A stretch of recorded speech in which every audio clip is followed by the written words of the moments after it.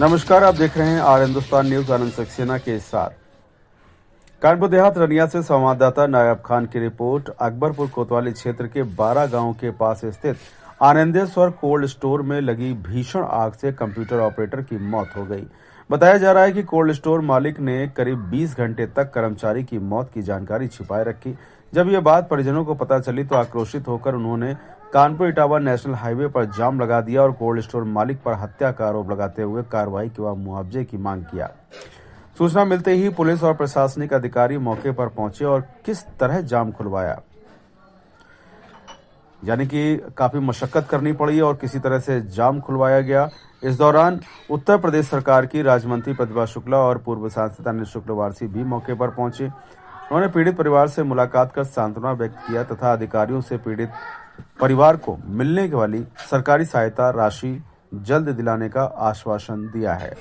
पूर्व सांसद ने कहा कि मृतक के परिजनों को दैवीय आपदा के अंतर्गत 4 लाख रुपए की सहायता राशि कल तक प्रदान कर दी जाएगी। वहीं राज्य मंत्री प्रतिभा शुक्ला ने बताया कि कोल्ड स्टोर मालिक से 15 लाख रुपए मुआवजा दिलाने का भरोसा दिलाया गया है। अधिकारियों ने स्पष्ट किया है कि जब तक पीड़ित परिवार को यह राशि नहीं मिल जाती तब तक कोल्ड स्टोर को संचालित नहीं करने दिया जाएगा। घटना से क्षेत्र में शोक और रोष का माहौल व्याप्त है। परिजनों ने पुलिस को शिकायती पत्र देकर कोल्ड स्टोर मालिक के खिलाफ सख्त कार्रवाई की मांग किया है। फिलहाल आप सुरक्षित रहिए, जुड़े रहिए आर हिंदुस्तान से। नमस्कार। कोल्ड स्टोर में मेरा भाई काम करता था,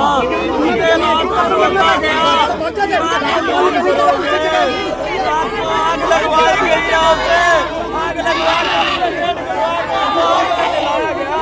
इलाज पैसा बहाने में उसको कानपुर भेजा गया। घर में कोई जानकारी नहीं। रात को 8 बजे के वारदात को सुबह 8 बजे बताया हमको।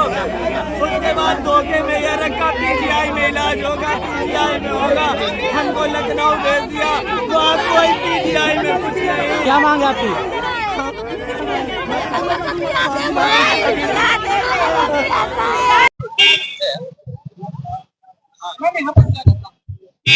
आनंदेश्वर कोल्ड स्टोरेज में जो आग लग गई थी उसमें 2 लोग घायल हो गए थे, जिसमें से एक व्यक्ति जिसका नाम ऋषभ शर्मा था उसकी मृत्यु हो गई और उसी के परिवारजन यहाँ पर आए थे और उसी के संबंध में थोड़ा लॉ एंड ऑर्डर इशू हुआ था जिसको रिजॉल्व करा दिया गया है।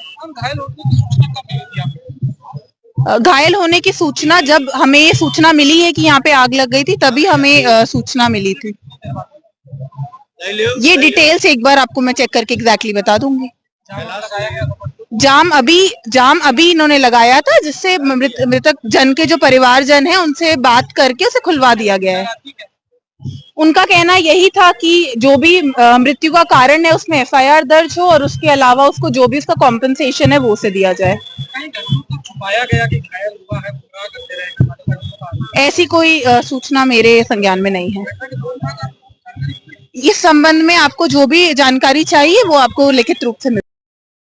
आनंदेश्वर कोल्ड स्टोर में आग लगी थी, एक मजदूर की मौत होने की बात सामने आई है। क्या है कुछ मामला, आप मौके पर पहुंची थी? यहाँ पर देखिए उन लोगों ने यहाँ लाश को रखा है कोल्ड स्टोर के सामने और ये अपना हक मांग रहे हैं कि वास्तव में ये व्यक्ति जब जल गया उसके बाद भी उसका इलाज नहीं कराया गया। रात भर मोटरसाइकिल से घुमाते रहे तो उसको पहले तो इलाज कराना चाहिए था, फिर उसके बाद जो उसका मुआवजा है उसको मिलने के लिए ना मालिक फोन उठा रहे ना बात कर रहे हैं।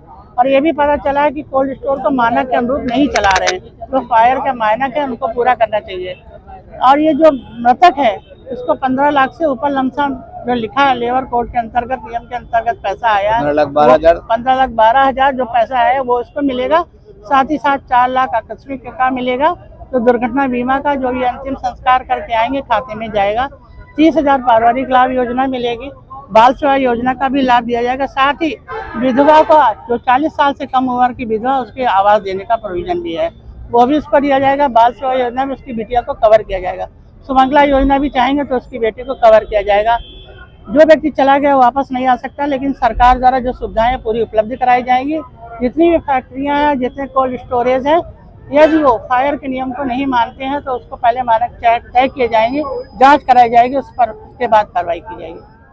पंकज जी, ये आनंदेश्वर कोल्ड स्टोर में आग लगी थी और हाईवे को जाम किया गया, आप मौके पर पहुंचे, क्या कुछ देखा और क्या समझा हुआ? देखिए, ऐसा होता है कि आजकल ये मैंडेटरी हो गया कि जो भी एम्प्लॉय को लगावे ईएसआई में उसको रजिस्ट्रेशन कराना चाहिए। लेकिन जो लोग ईएसआई में रजिस्ट्रेशन नहीं कराते हैं उनको जो है जो भारत का कंपनसेशन एक्ट है 1929 उसके हिसाब से उनको कंपनसेशन देना पड़ता है। तो जो लड़का यहाँ पे अकाउंटेंट का काम करता था तो वो स्किल्ड वर्कर में आता है तो उसके हिसाब से उसका 15,12,450 रुपया कंपनसेशन बन रहा है। क्योंकि मालिक है नहीं और न फ़ोन उठा रहा है तो वो पैसा तो उसको देना पड़ेगा। जब भी आएगा, कोल्ड स्टोरेज तो करोड़ों का है, कोल्ड तो छोड़ के भाग नहीं जाएगा, वो पैसा उससे हम लोग ले लेंगे। और सामने एएलसी भी यहाँ पे थे, असिस्टेंट लेबर कमिश्नर, उन्होंने कैलकुलेट करके बताया है। और यहाँ पे एसडीएम अकबरपुर मौजूद हैं, सीओ अकबरपुर मौजूद हैं और थाना इंचार्ज मौजूद हैं अकबरपुर के, और माननीय मंत्री जी, सबसे बड़ी बात है कि यहाँ पे खुद मौजूद हैं प्रतिभा शुक्ला जी। तो सबके सामने हो गया है इस बात का निपटारा। और 4 लाख रुपया उसको दैवीय आपदा का, कल जब वो मिट्टी का दाह संस्कार करके आएंगे घर, तो घर पहुँचने के पहले ही उनके खाते में चला जाएगा, ये सरकार का नियम है। और 30,000 रुपया उसको पारिवारिक लाभ का मिल जाएगा। और जो एक बेटी है उसकी, उसका जो मुख्यमंत्री चाइल्ड का जो उन्होंने बनाया है नियम कि बच्चा का सहायता का नियम बनाया है, उसमें उसको करीब 2,500 रुपये महीने जब तक 18 साल की नहीं होगी मिलता रहेगा। और पत्नी को उनको 1,000 रुपया विधवा पेंशन का हर महीने मिलेगा। तो इस तरीके से उनका भरण पोषण चल जाएगा। और चूँकि मालिक नहीं आया, ये दुखद है, अब उसको आना चाहिए, यहाँ पे उसका वर्कर था, लेकिन हो सकता है कि डर की वजह से ना आ रहा हो कि कोई उसके साथ मारपीट न कर दे या न कर दे, तो मालिक नॉर्मली अवॉइड करते हैं। लेकिन अभी ये जब सब निपट जाएगा तो मैं, अगर मालिक हमारी आवाज़ सुने और आपके माध्यम से उन तक जाए खबर, तो वो जो है 15 लाख और 12,450 रुपये का इंतजाम करके उसके पत्नी के नाम पे और उसके माता पिता के नाम पे उस पैसे को दे दें।